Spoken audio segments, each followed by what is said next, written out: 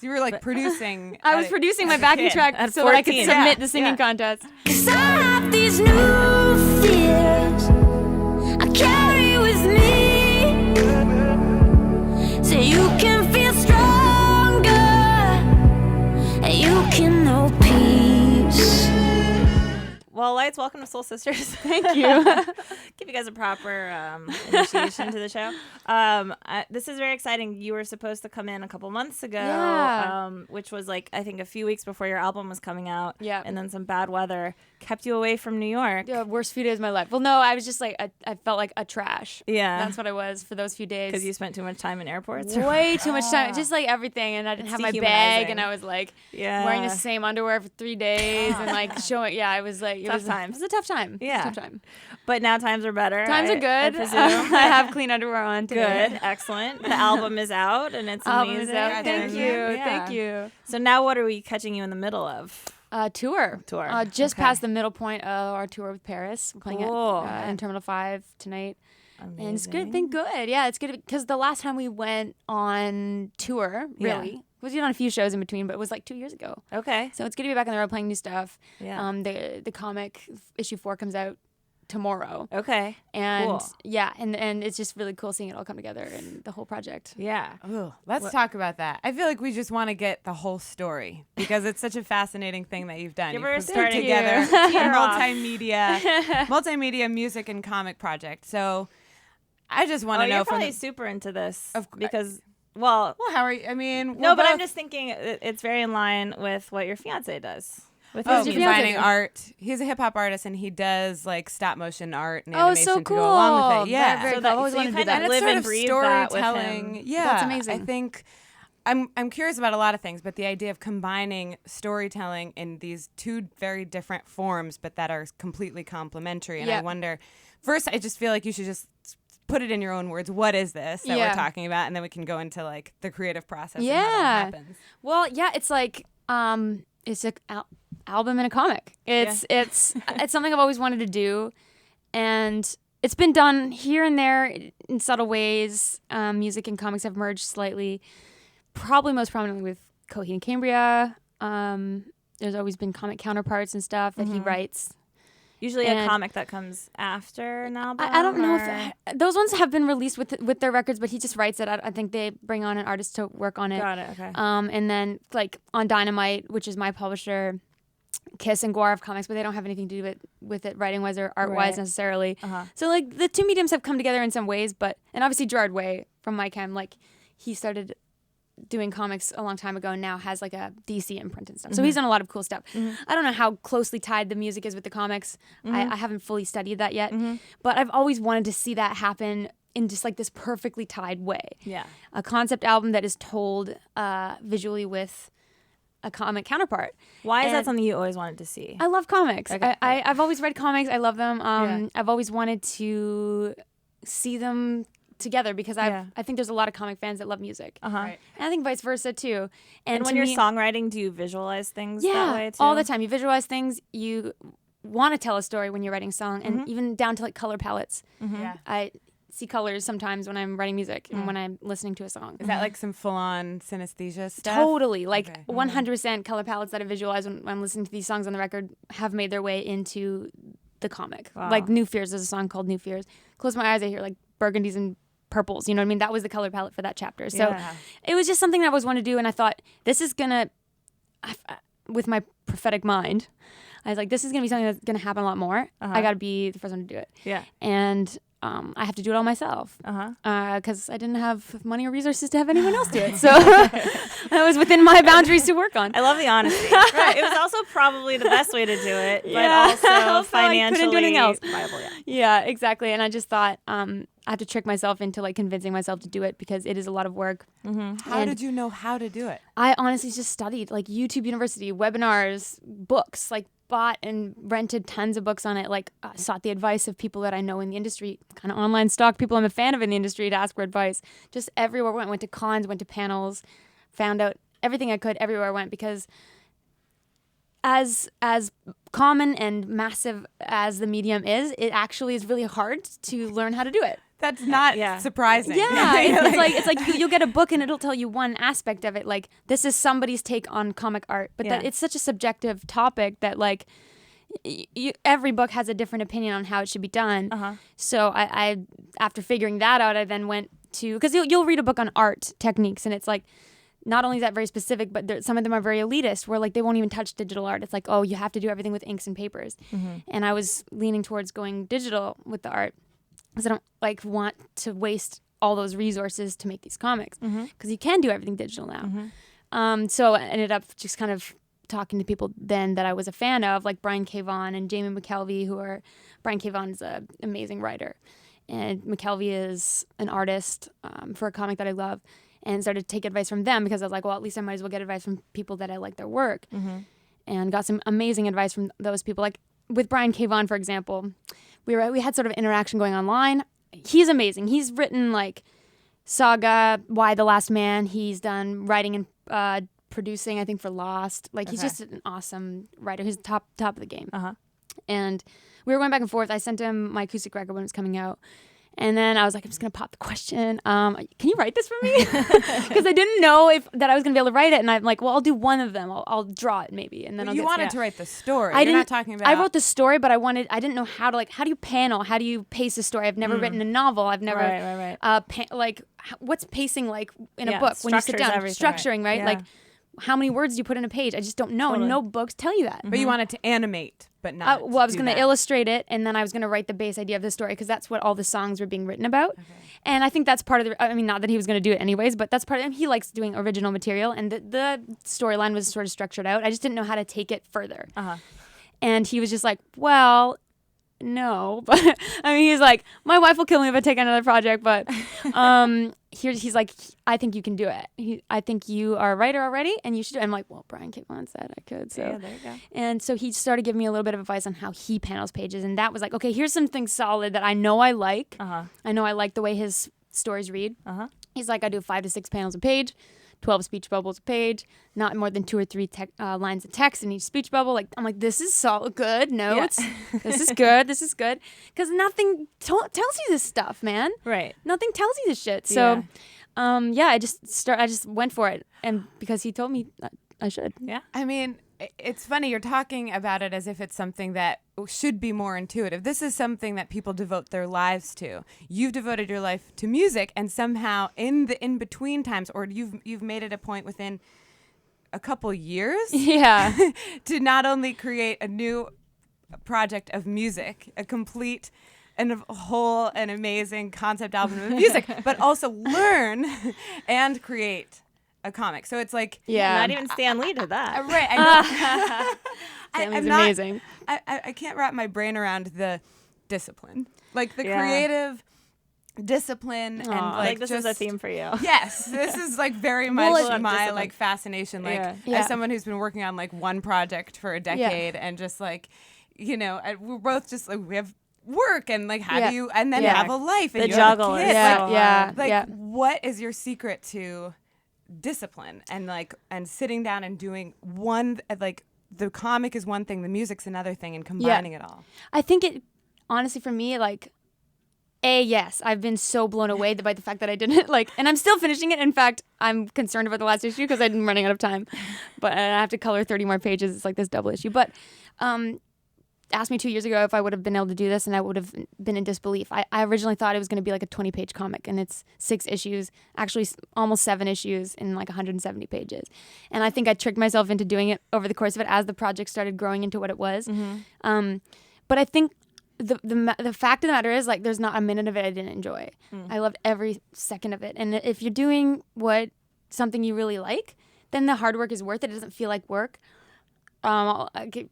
Thinking of ideas for the story kept me up at night. I would stay up till dawn, literally thinking of ideas and writing down notes. It's just a constant thing that's running through my head. And I just enjoy it so much. And then I think then it's easier to fit it in and make time for it. But it does take commitment. I think there's this sort of romantic idea about art and creativity that, like, it just flows and, like, you write and, like, the song comes out and you're like, boom, a record. But no, it's like you have to dedicate time to it. Yep. You have to, like, for a few months last year when I got the bulk of the work done, I was like, I'm getting up at 11. I'm going to draw for an hour. I'm going to feed my kid for an hour, play with her, do some schoolwork with her, draw till 4, and then I can do this. Like, you just have to set a schedule for yourself. Totally. I was lucky enough that during that time I wasn't touring. Right. I was just, I'd be doing, 1 or 2 weeks of writing in LA and then, or New York or wherever we were going, and then come back when I was at home and work through the day, like it was a 9 to 5. You know what I mean? And you just have to set aside time for it. And if you can put the work in, that's the difference between like just having a dream and like a dream becoming a reality. Like a dream is just this non-tangible thing. It's the work that you put into it. Amen. Yeah. So can you tell us about like more about the story and the themes that are in the album and in the comic and this like awesome heroine that you created? Yeah, she's a badass. Her name's N. I think so. Originally, the basic idea of the story. This is the one that I took into all the songwriting sessions, and this is without giving too much away. Yeah. The story of a young woman who is deeply in love, gets her heart broken, falls into this deep state of depression where she meets a dark friend who becomes almost her lover, and convinces her to do all these things she shouldn't do, and then she ends up transitioning into this other world, and then where she can't leave, and she has to turn within herself to overcome it. And this was a commentary on depression, something I've dealt with in the past, internal vices and addiction of whatever it might be, because everybody's dealing with different things. Yeah. And it's something that I think people need to talk about more. It's like you should be able to be open with it, Totally. So that's kind of where the idea of the story came from. It almost feels like a dark friend. Okay. And it's almost your lover, kind of. So that was the basic metaphor for the story. And then, of course, the world built on top of that. And I remember during the process of working on this, I read a book called Writing for Comics by Alan Moore. And he basically said, like, before you flesh out your plot, create your world, create the government and the people that are there, and like your this and everything. And then when that's all finished and you have a good idea of what your world is, pick a wormhole in time through that world in which your story occurs, and then everything falls into place. That's awesome. So I created all these maps and created this whole world, and then continued building the story from there. And that was when the sort of post-apocalyptic environment kicked in. And so as it turned out, I wanted this girl to live in a world where like that was devoid of hope. So I had to create a world that was devoid of hope. So it is the last city on Earth. It takes place in this place called Madison Oasis, which is like this sort of anomalous spring that kind of has continued, though the rest of the world has died.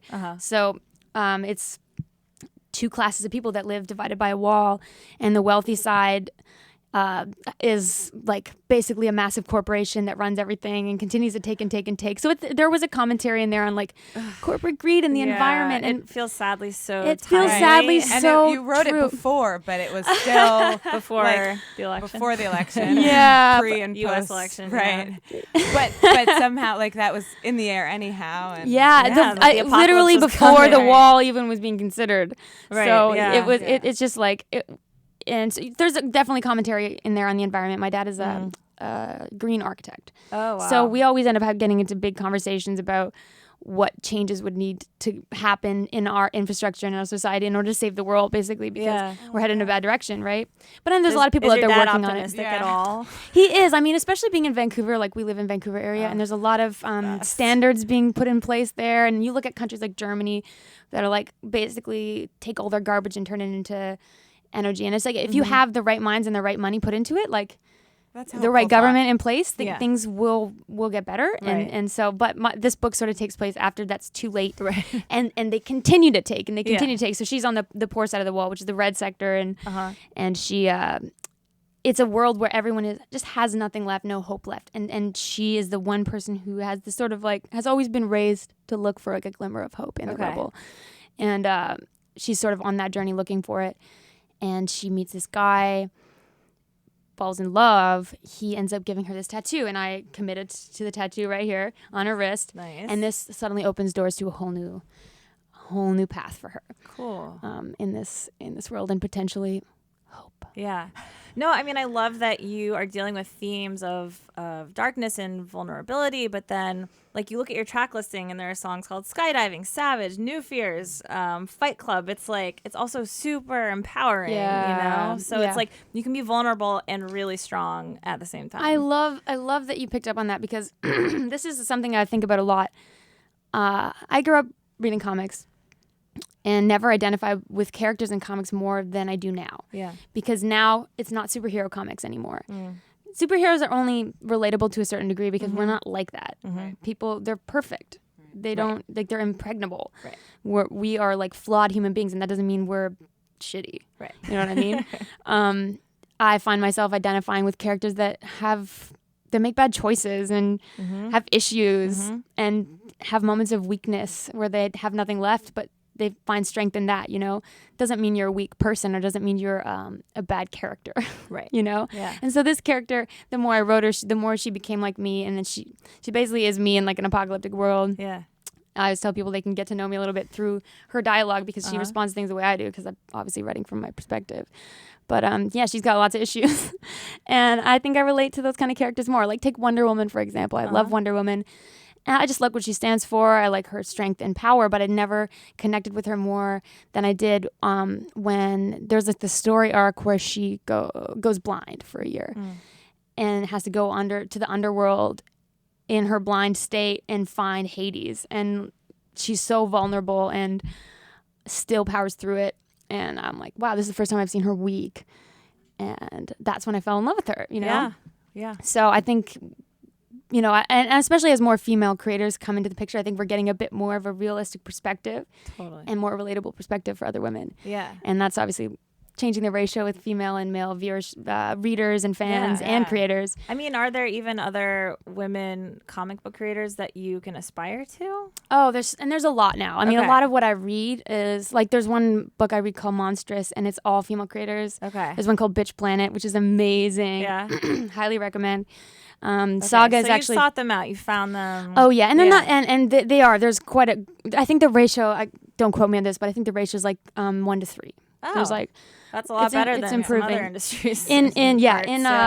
Especially in indie publishers with the big names like Marvel and DC. I think the ratio is a little bit lower, unfortunately, but that's going to change. I think. Hell yeah! You know, yeah, it's all changing. Yeah, it is. It really is. Coming for you guys.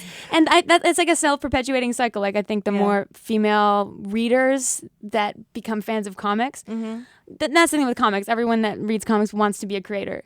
So they'll start creating content that they relate to and that they like, and then other women are going to see that, and it's a self-perpetuating positive cycle. Right, and I wonder if similarly with music, the access to the software and the ability to just pick it up and learn it from YouTube and just do it. If more women will get into it, also. I hope so, and I think that's one place I've seen a huge void is music production. There's like purely female producers, or even like female front of house mixers, you know, like female masters. You just don't see them. I've only ever worked with a female producer once. Yeah.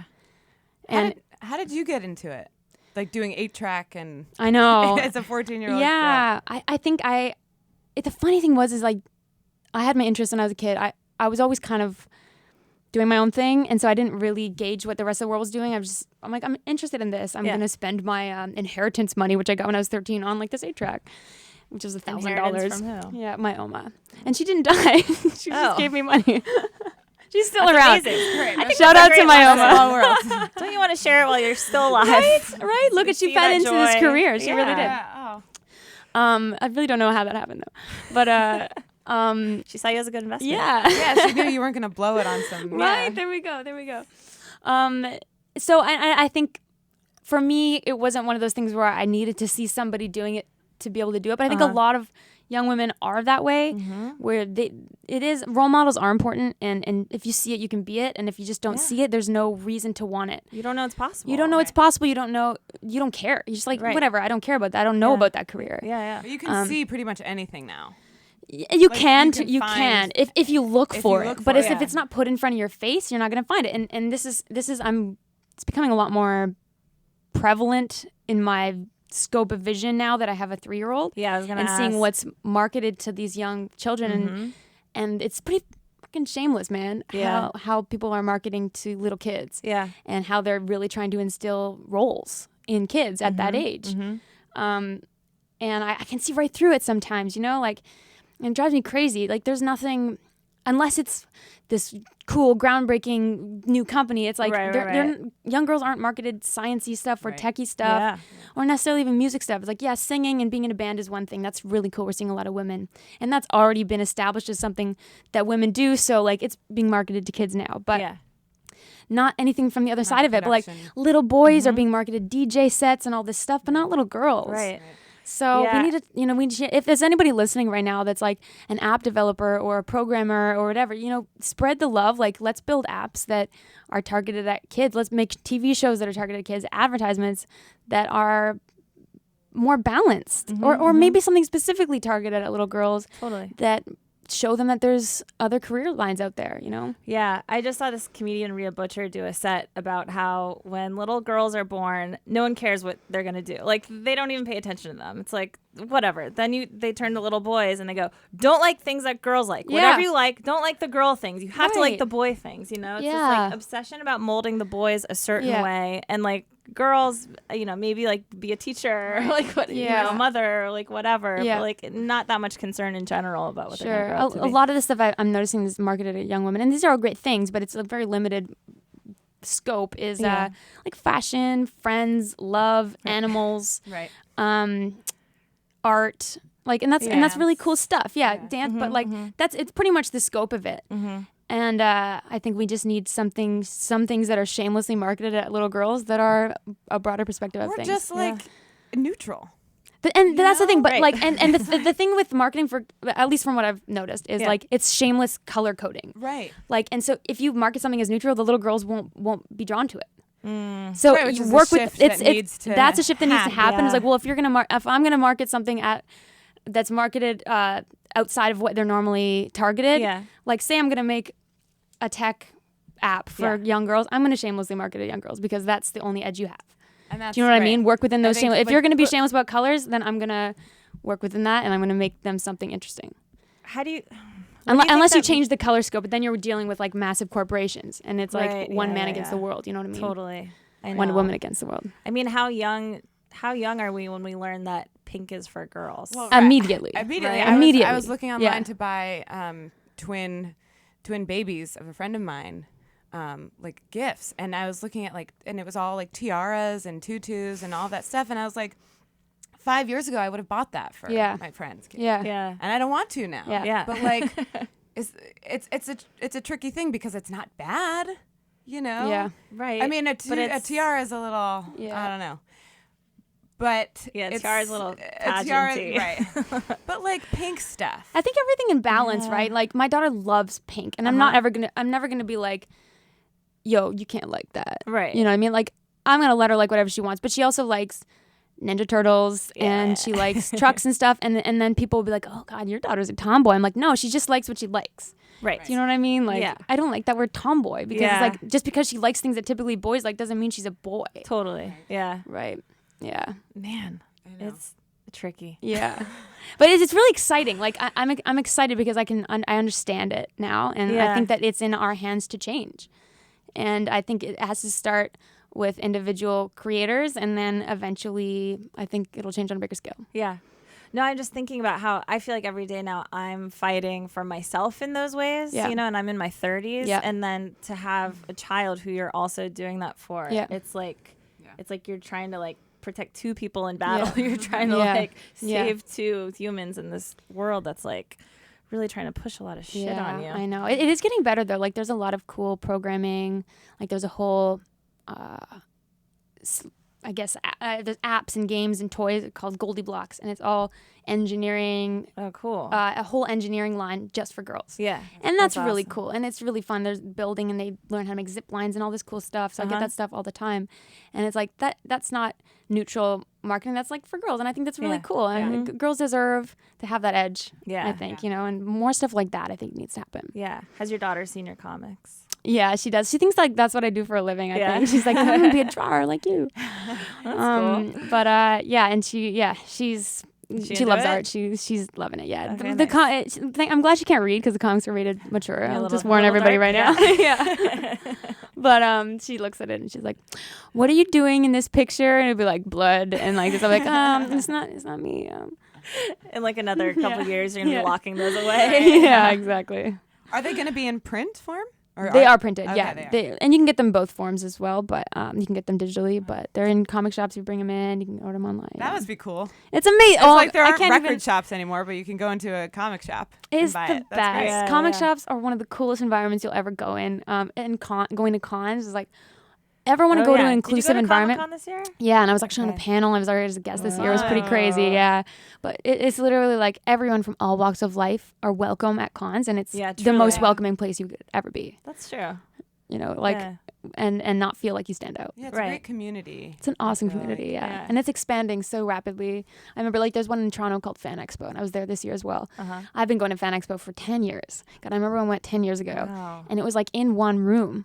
And it was small, and it was cool, and like it was kind of niche. Uh-huh. But now, 10 years later, it's like the entire convention center and hundreds of thousands of people passing through every day. And it's just amazing to see the growth. And I think a lot of people are discovering their home in this Yeah. world, you know. That's really nice. Do you have many comrades in the comic world in your music life? Like, are your fellow musicians, are they into comics at all, or are you kind of like A the few. lone? I mean, a few of them. I wish there were more. But when you do meet somebody, like a good friend of mine, DCF, he likes comics, so we always end up talking about that when we're together. Uh-huh. And I think there's a few people that have read, a couple Iron Man issues and like are like, yeah, I love comics, and that's cool too. But like, I want to talk about the ones I'm reading right now. deeper, yeah. And some people are just into manga or something. People like that's the thing. It's such a vast world that Yeah. like you don't have to read everything. Right. There's something for everybody. Yeah. If you just like manga, or if you just like indie comics, or if you just like Right. old romance comics like I used to, you know what I mean? Uh-huh. So the next album that you do, presuming you'll do another album one of these days, Yeah, will someday. it also be accompanied by comics? I don't know. I mean, I don't think Is I can this a ever go one-off? back to making just a record. Do you know what I mean? Like, I think there's something so fulfilling about the multifaceted aspect because Uh-huh. there's so much more.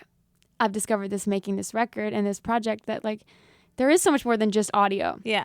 All Although you this do color also palettes. make amazing music videos. Well, and that's should be another said. aspect of Yeah. it too. And that was even I've never had such a clear vision for my videos that I have.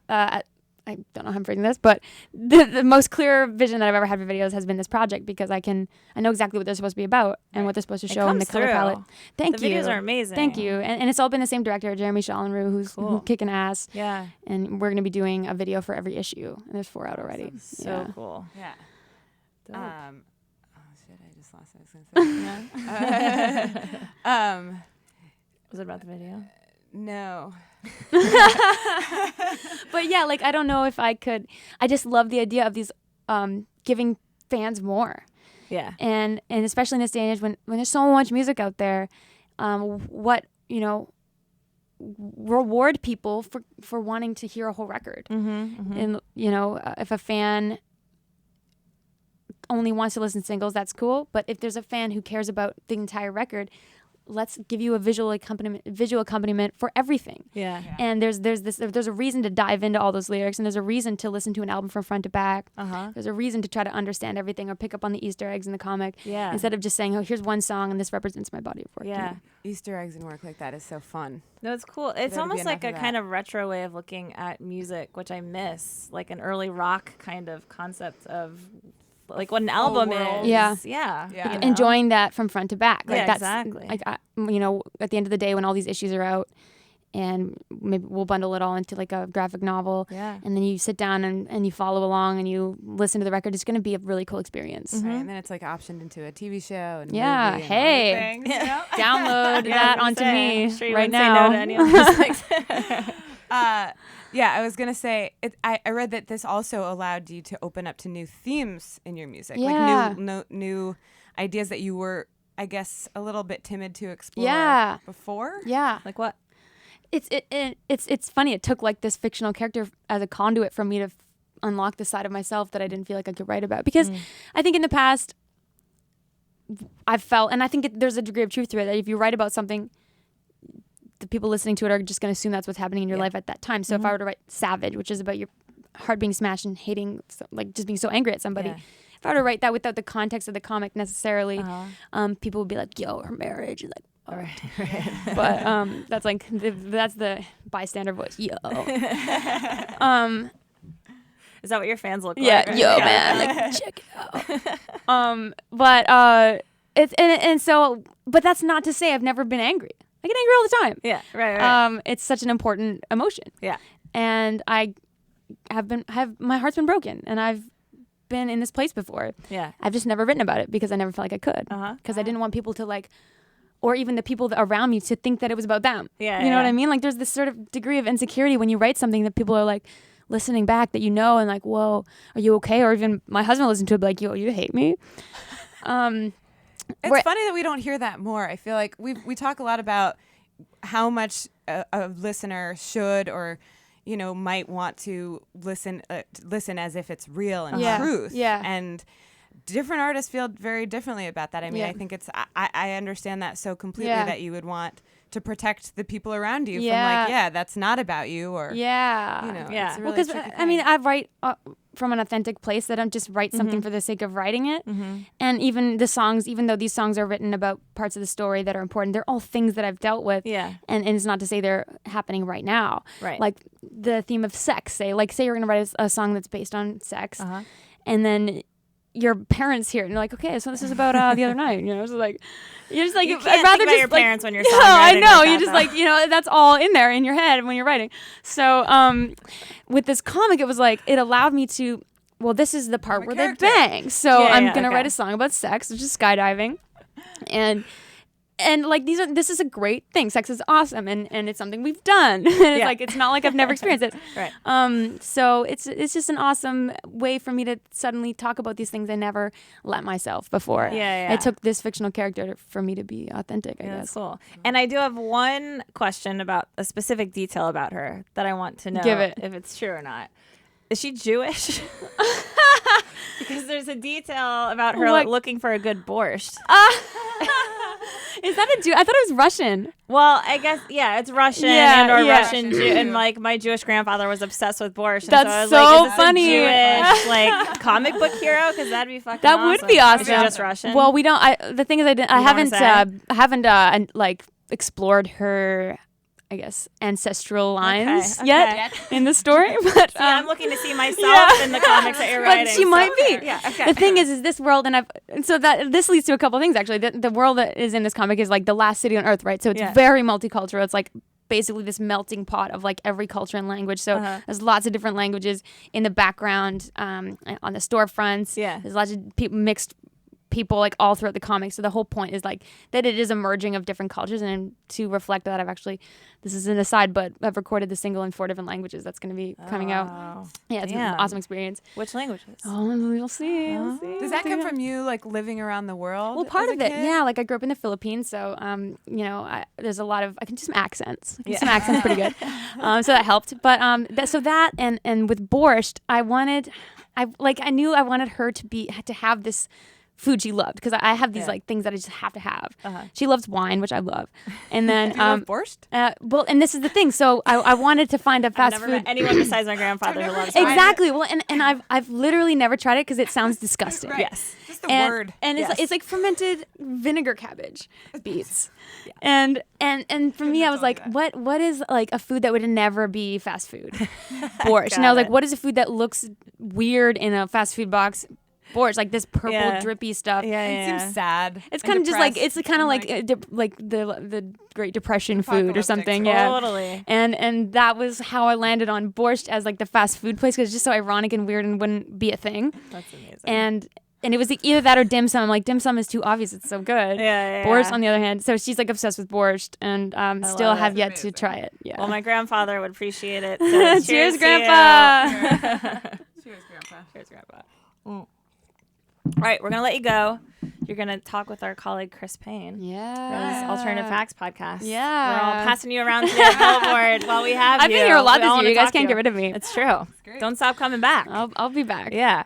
And in the meantime, you'll be on tour. Yes. And everyone can go check you out. And lots more touring to come in the next year. So Amazing. More comics. yeah, more comics. Got to get to finishing the last. Yeah, good luck with that, girl. Thank you. All right, thanks, Lights. Thank you. Thank you.